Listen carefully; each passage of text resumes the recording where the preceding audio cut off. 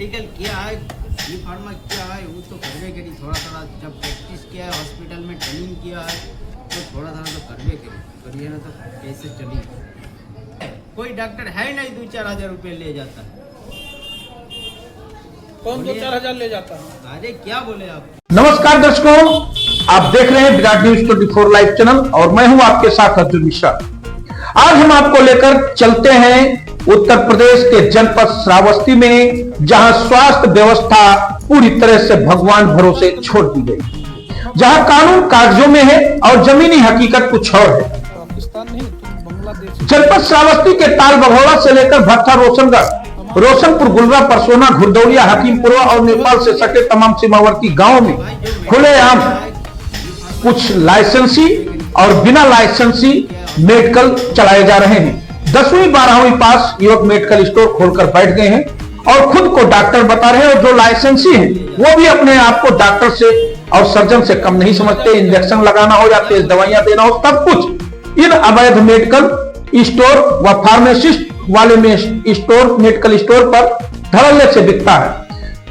जो फार्मासिस्ट की डिग्री भी है और जिनके पास नहीं है, वैध लाइसेंस है और नहीं भी है, वो किसी तरह की स्वास्थ्य विभाग की अनुमति इसके बावजूद यह मेडिकल स्टोर सालों से चला रहे हैं। स्वास्थ्य विभाग पूरी तरह से खामोश है। जब विराट न्यूज 24 लाइव चैनल की टीम इन मेडिकल स्टोर संचालकों से बात की तो उनका जवाब और भी चौंकाने वाला था, जो दर्शकों आपने सुना।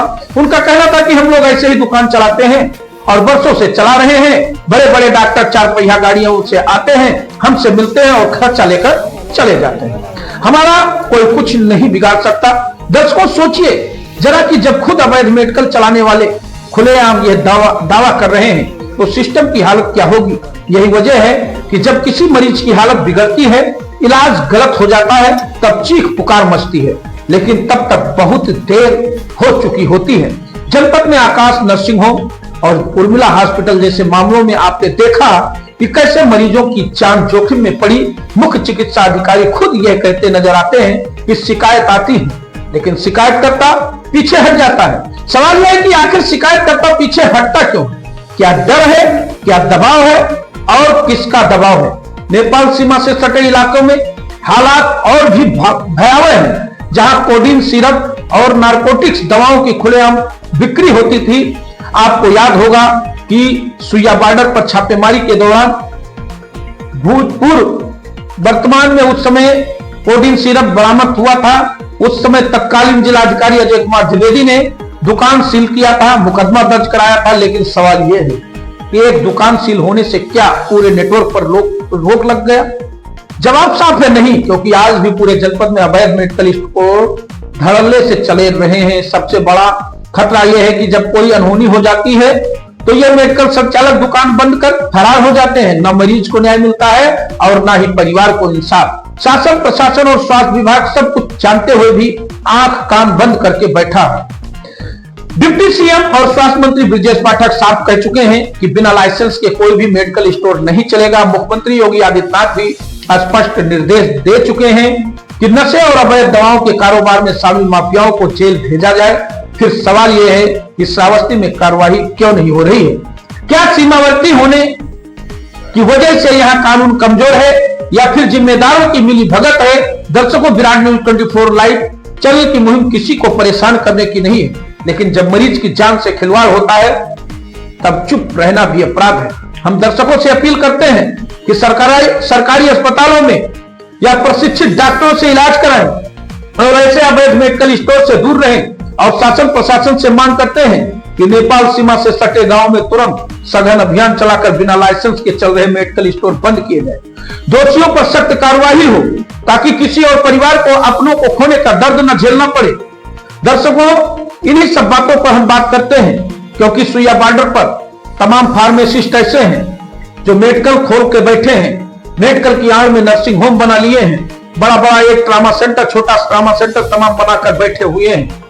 और पूरा बघौड़ा बाजार से लेकर पूरा नेपाल बॉर्डर, चाहे आप गुलरा, परसोना, हेमपुर ले लें, चाहे आप सुइया बॉर्डर ले लें, चाहे आप घुरदौलिया ले लें, हकीमपुरा ले लें, आप भट्टा रोशनगढ़ ले लें, तमाम ऐसे गांव हैं जहां पर छोटे छोटे मेडिकल हैं, तमाम फार्मासिस्ट भी हैं और वो फार्मासिस्ट मेडिकल दवाओं बेचने के आड़ में पूरी तरह से नर्सिंग होम खोलकर बैठे हैं, इलाज कर रहे हैं, सुई इंजेक्शन लगा रहे हैं, हाइड्रोसिल का ऑपरेशन कर रहे हैं। यहां तक ये सब पूरी जानकारी है और सूत्रों के मुताबिक जो खबरें हम आपको बनाकर दे रहे हैं इसमें सच्चाई है।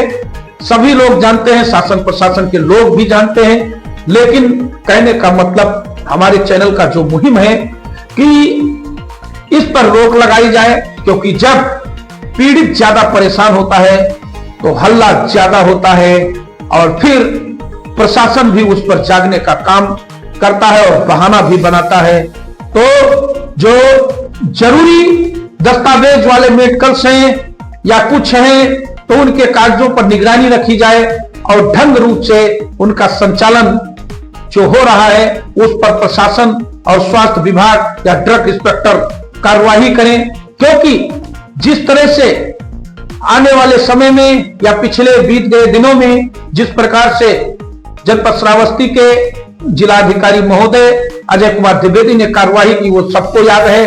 उस समय राजपुर मोड़ चौकी के चौकी प्रभारी भी उस समय लाइन हाजिर भी किए गए थे।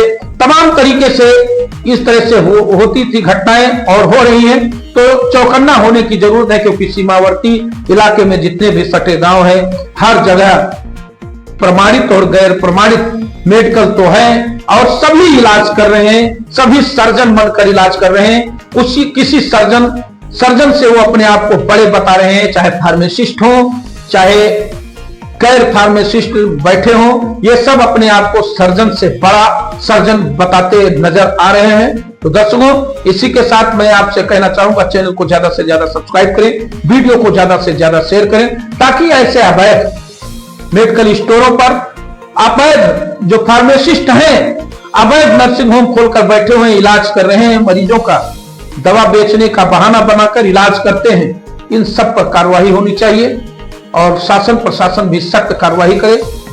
धन्यवाद, नमस्कार।